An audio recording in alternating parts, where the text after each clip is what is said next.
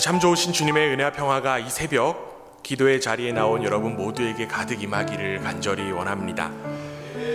저는 오늘 설교를 시작하면서 여러분에게 한 이야기를 들려드리려고 합니다. 아주 오래전 이야기입니다.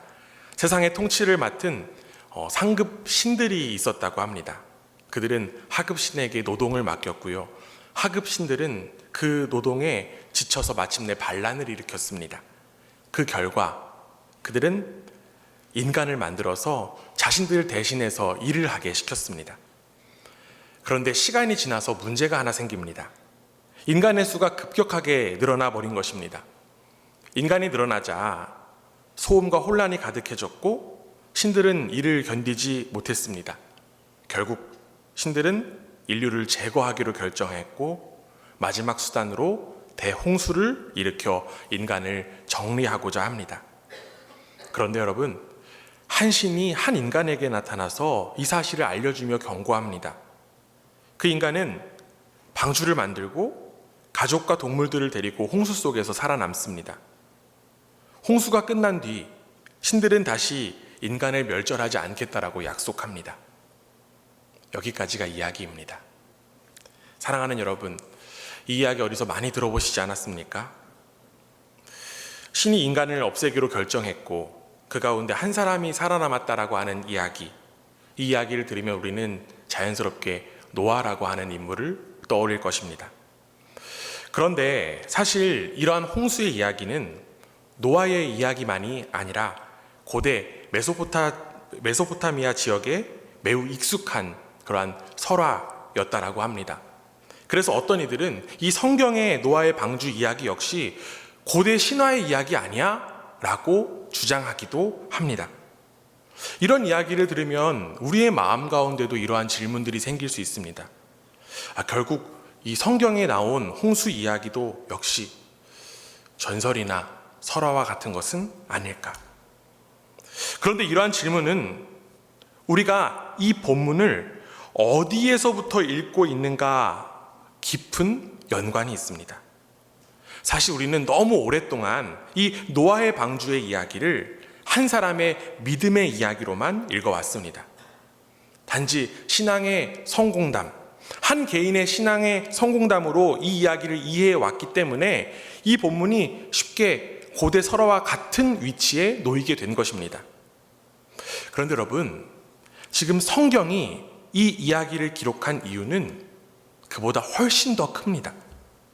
창세기는 누가 살아남았는지를 말하기 전에 세상이 왜 이렇게 되었고 그 무너진 세상 앞에서 하나님은 어떤 분이신가를 드러내고 있습니다.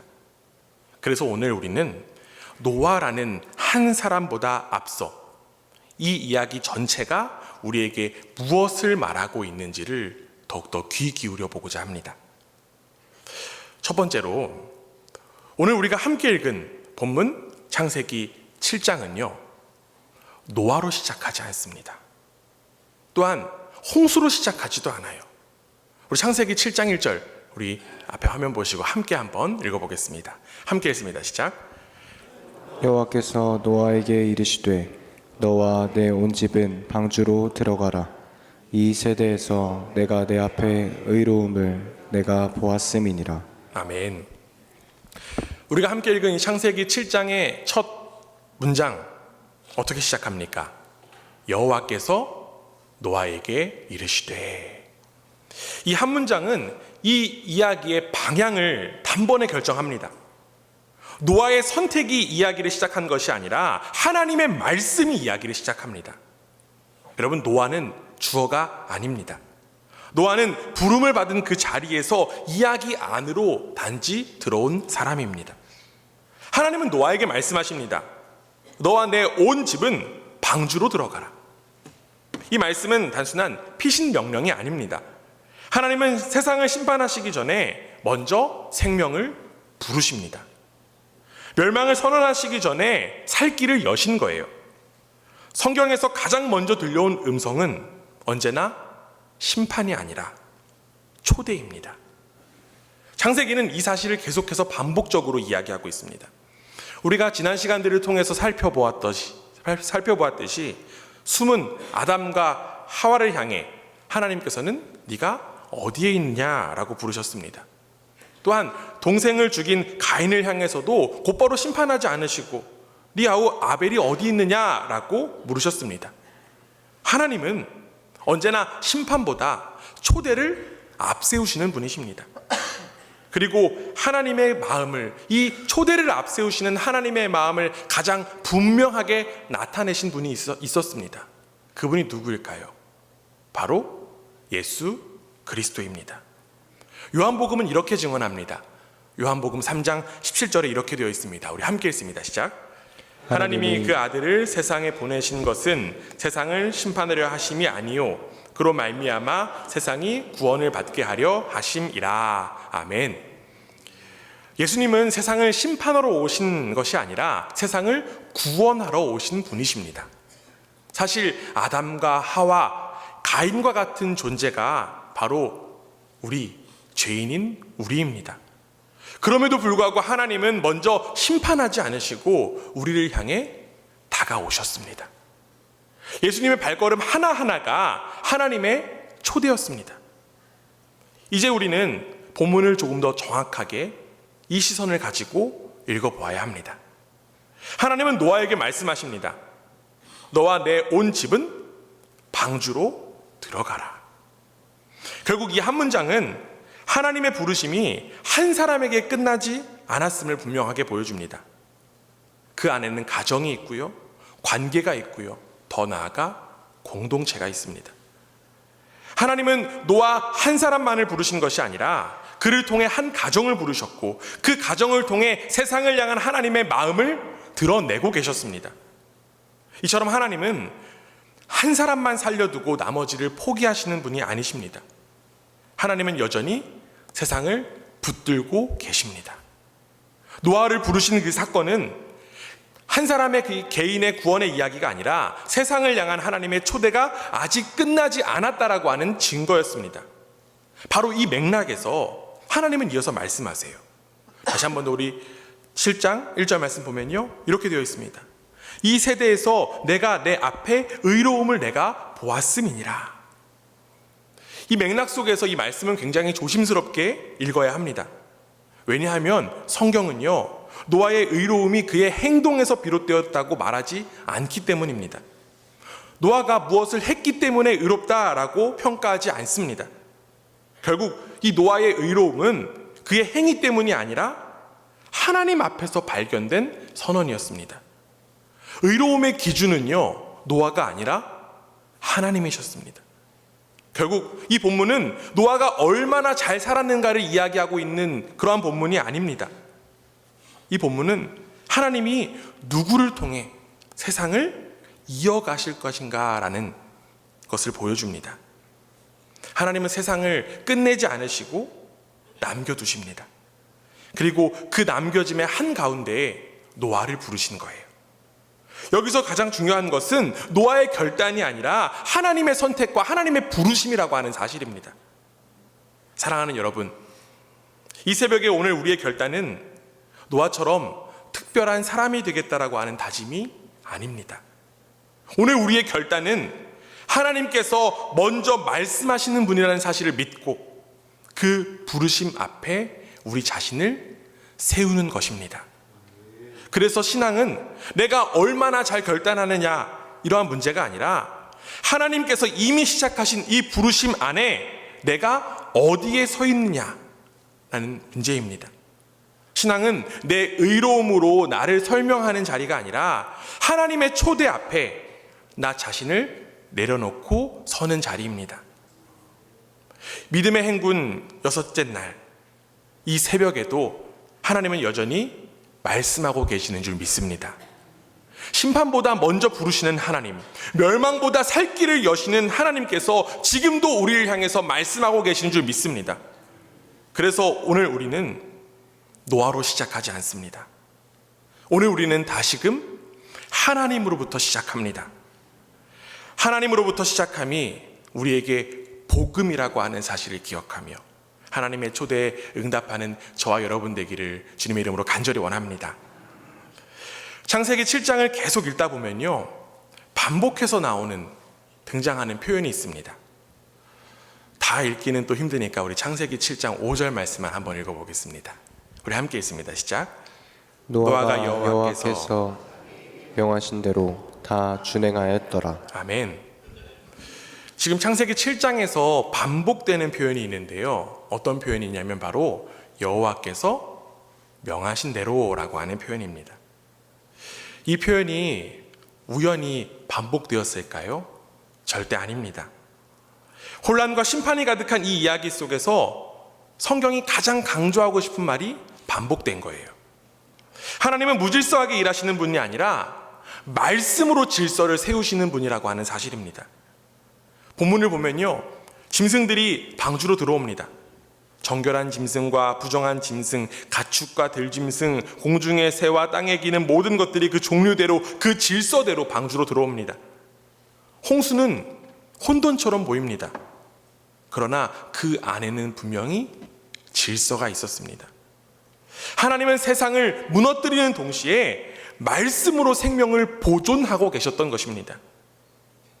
심판 속에서도 하나님의 질서는 절대로 사라지지 않습니다. 그리고 그 질서의 한가운데에 노아가 서 있는 거예요. 노아는 새로운 질서를 만들어낸 사람이 아니라, 하나님의 계획을 설계한 사람이 아니라, 노아는 이미 하나님께서 세우신 그 말씀의 질서 안으로 들어온 사람입니다.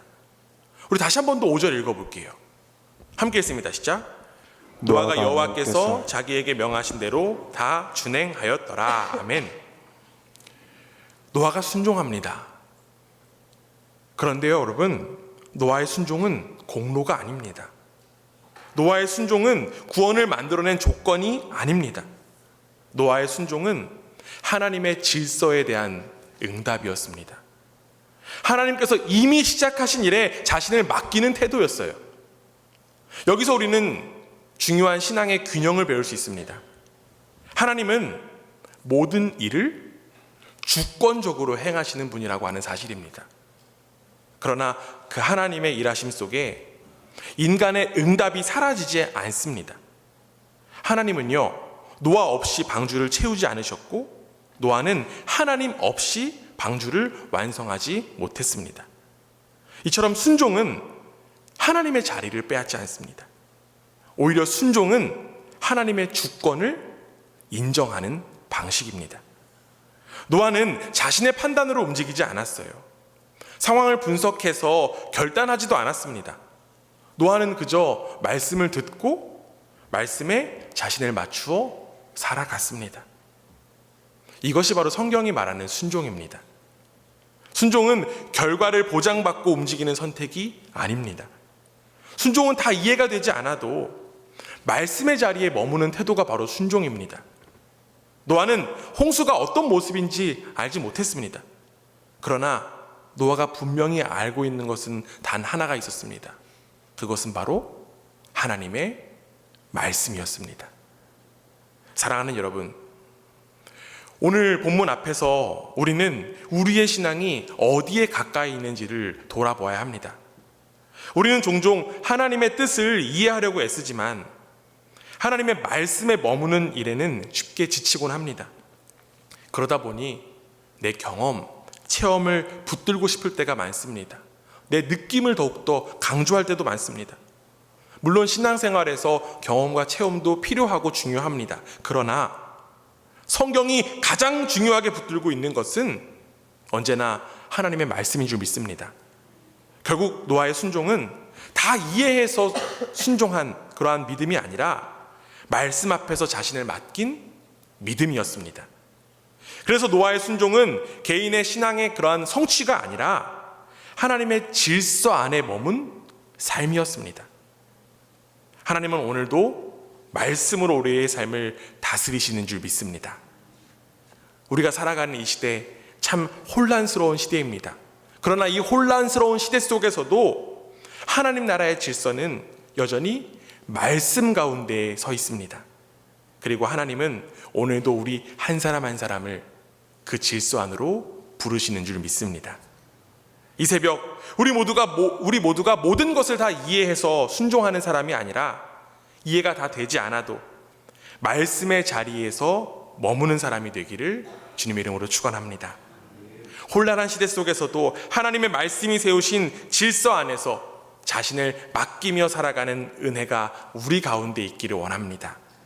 말씀 앞에 머무는 그 자리가 곧 하나님 나라의 자리임을 믿고 오늘도 그 질서 안에서 걸어가는 저와 여러분 되기를 주님의 이름으로 간절히 원합니다. 앞서 우리는 하나님이 먼저 부르시는 분임을 살펴보았습니다. 그리고 이어서 우리는 그 부르심이 말씀의 질서로 이어지고 그 질서 안에서 노아가 순종으로 응답했음을 보았습니다. 그렇다면 우리에게 이어지는 질문은 이것입니다. 그 순종의 끝에 무엇이 기다리고 있을까? 오늘 본문 16절은 이 이야기의 가장 결정적인 장면을 이렇게 기록합니다. 창세기 7장 16절 말씀인데요. 우리 함께 했습니다. 시작. 들어간 것들은 모든 것의 암수라. 하나님이 그에게 명하신 대로 들어가매 여호와께서 그를 돌려보내고 문을 닫으시니라. 아멘. 이 짧은 한 문장은 노아의 이야기를 넘어 하나님이 어떤 분이신지를 깊이 드러내는 말씀입니다. 여러분, 방주의 문은 누가 닫았습니까? 방주의 문은 노아가 닫지 않았습니다. 노아가 마지막 결단으로 문을 붙잡고 닫은 것이 절대로 아니었습니다. 성경은 분명하게 이야기하고 있어요. 여호와께서 문을 닫으셨다. 이 말은 단순한 장면의 설명이 아닙니다. 이 문장은 구원의 주도권이 누구에게 있는지를 분명하게 선언하고 있습니다. 방주에 들어가는 그 순종은 노아의 몫이었지만 그 순종을 끝까지 책임지시는 분은 바로 하나님이라고 하는 사실입니다. 노아는 문 안으로 들어갔지만 그 문을 지켜주시는 분은 바로 하나님이셨습니다. 여기서 우리는 신앙의 아주 중요한 진리를 마주하게 됩니다. 우리의 순종은 언제나 불완전합니다. 우리의 믿음도 여전히 연약합니다. 노아 역시 완전한 믿음의 사람은 아니었습니다. 그러나 하나님은 그 연약한 순종 위에 당신의 신실하심을 더하시는 분이십니다. 하나님은 들어오라고 부르시는 분이시며 동시에 그 안에 머물게 하시는 분이십니다. 여러분, 이제 홍수가 시작돼요. 물이 차오르고요. 땅이 잠기고 모든 것이 무너집니다. 그러나 그 가운데 방주는 떠 있습니다. 왜냐하면 방주의 완전함은 노아의 실력이나 노아의 판단에 달려있지 않았기 때문입니다. 방주는 하나님의 손 안에 있었습니다. 하나님이 닫으신 문은 하나님이 지키시는 문이었습니다. 사랑하는 여러분, 이것이 우리에게 허락된 복음인 줄 믿습니다. 복음은 우리가 끝까지 버텨내는 이야기가 아닙니다. 복음은 하나님이 끝까지 책임지시는 이야기입니다. 하나님은 우리에게 순종을 요구하시지만 그 순종의 결과를 우리에게 맡겨두지는 않으십니다. 하나님은 부르신 자를 끝까지 책임지시는 분이십니다. 이 장면은 훗날 예수 그리스도를 통하여서 더욱더 분명히 드러났습니다. 예수님께서는 친히 자신을 가리켜서 나는 문이다 라고 말씀하셨어요.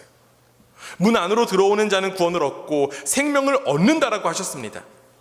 우리가 그 문 안으로 들어갈 수 있는 이유는 예수님께서 십자가 위에서 그 문이 되어 주셨기 때문입니다. 십자가는 우리가 닫아야 할 문이 아니라 하나님께서 우리를 위해서 닫아주신 문이었습니다. 그래서 신앙은 결국 내가 문을 잘 붙들고 있느냐의 문제가 아닙니다.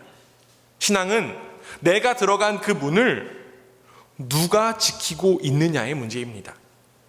여호와께서 문을 닫으셨다라고 하는 이 짧은 문장은 하나님이 자기 백성을 결코 포기하지 않으신다라고 하는 가장 조용하지만 가장 강력한 선포인 줄 믿습니다. 이제 우리는 이 이야기를 단순히 노아 한 사람의 이야기로만 읽을 수 없습니다. 이 이야기는 바로 믿음의 행군을 하고 있는 우리의 이야기이기도 합니다. 우리는 걸어왔고, 우리는 말씀 앞에 머물렀고, 우리는 순종하려고 애썼습니다. 그러나 그 모든 여정의 끝에서 우리를 지켜주시는 분은 하나님이셨습니다. 사랑하는 여러분, 이 새벽에 우리는 다시금 이 말씀 위에 섭니다. 여호와께서 문을 닫으셨다.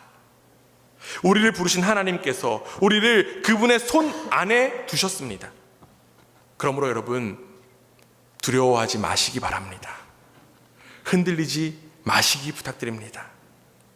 우리의 구원은 우리의 손에 달려있지 않습니다. 우리의 구원은 오직 하나님께 달려 있습니다. 이제 우리는 신년 축복성회를 앞두고 있습니다. 내일부터 우리는 새로운 시간을 향해서 나아갑니다. 그러나 우리는 반드시 기억해야 합니다. 우리가 그 시간 붙드는 것이 아니라 하나님께서 우리를 붙들고 계시다라고 하는 사실입니다. 문을 닫으신 하나님께서 오늘도 내일도 우리를 지키실 줄 믿습니다. 그러므로 오늘도 말씀 안에 거하며 또한 하나님의 질서 안에 머물며 그분의 손 안에 우리의 인생을 맡기는 저와 여러분 되기를 주님의 이름으로 축원합니다. 우리 함께 기도할 기도 제목도 잠깐 나누고자 하는데요. 네. 오늘 말씀 기억하시면서 우리 세 가지 함께 기도했으면 좋겠습니다. 첫 번째로 우리 신년 축복성회를 통해서 우리의 신앙과 공동체가 다시 하나님으로부터 시작되도록 기도하겠습니다. 다가오는 내일부터 시작되는 우리 신년 축복성회가 우리의 열심이나 우리의 결단을 확인하는 자리가 아니라 먼저 우리를 부르신 하나님을 다시 만나는 시간이 되기를 간절히 원합니다. 특별히 우리가 또 새해를 시작했습니다. 새해를 시작하면서 여러 가지 계획들을 세웠는데요. 그 여러 가지 계획들을 하는 것 전에 우리의 삶 그리고 우리 신성의 공동체가 하나님으로부터 다시 시작하게 해달라고 간절히 기도하는 이 시간 되었으면 좋겠습니다. 둘째로 우리 이 성회를 통해서 우리의 삶과 또 교회가 말씀 위에 다시 세워지도록 기도하겠습니다. 이번 신년 축복성회를 통해서 혼란한 시대 속에 흔들린 우리의 기준을 다시 말씀 위에 세워달라고 함께 기도합시다. 내 느낌, 나의 경험이 아니라 오직 하나님의 말씀으로 우리 가정, 우리 교회, 그리고 다음 세대와 공동체 질서를 다시금 잡아주시고 말씀 앞에 머무는 은혜가 이 성회를 통해서 우리 가운데 깊이 뿌리 내릴 수 있도록 함께 기도합시다. 셋째로 성회 이후의 시간까지도 문을 닫으시고 지키시는 하나님께 우리 자신과 공동체를 온전히 맡길 수 있도록 기도합시다. 하나님의 주권이 있기에 신년 축복성회를 통해 우리는 분명히 은혜를 많이 받을 것이고 은혜를 누릴 것임을 믿습니다. 그런데 여러분, 거기서 그치는 것이 아니라 이 성회가 끝난 이후에도 우리의 삶을 홀로 두지 않으시고 끝까지 책임지시는 하나님을 신뢰하는 우리 모두가 되도록 함께 기도하기 원합니다. 기도하겠습니다. 나를 지으신 이가 하나님, 나를 부르신 이가 하나님, 나를 보내신 이도 하나님,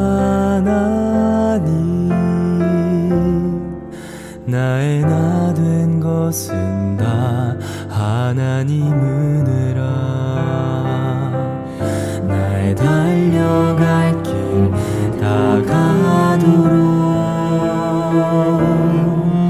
나의 마지막 꿈을 다하도록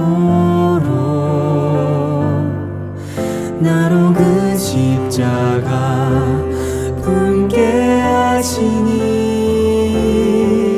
나의 나 된 것은 다 하나님 은혜라.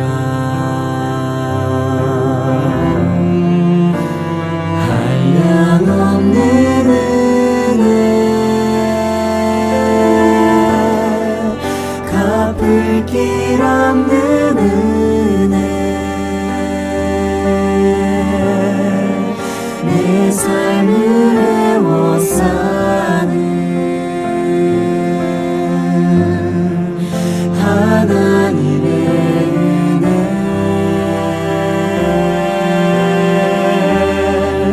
나 주저함 없이 그 땅을 밟음도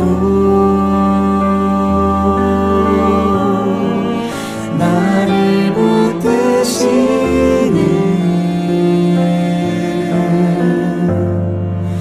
하나님의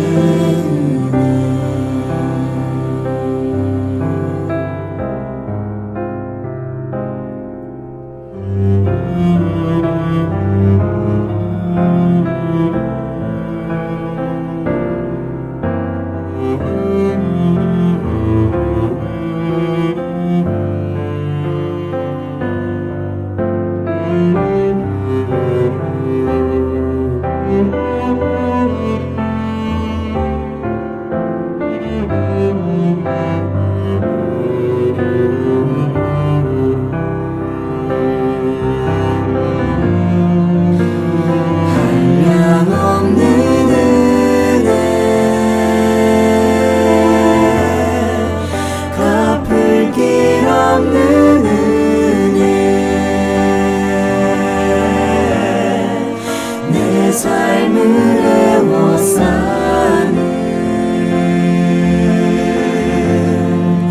하나님의 은혜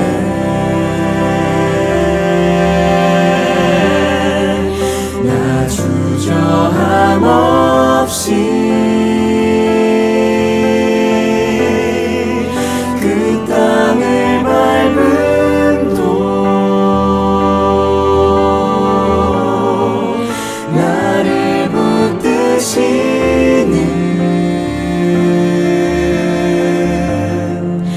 하나님의 은혜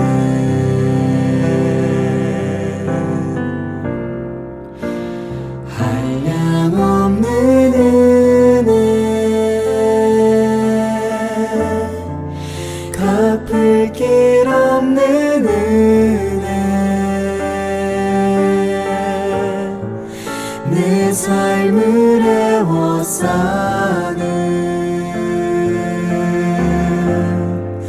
하나님의 은혜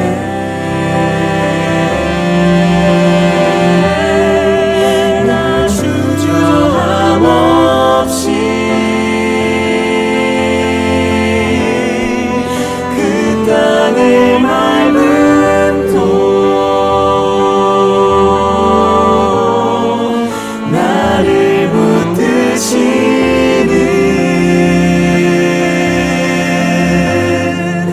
하나님의 은혜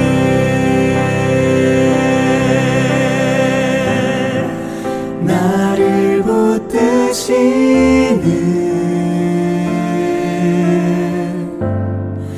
하나님의 은혜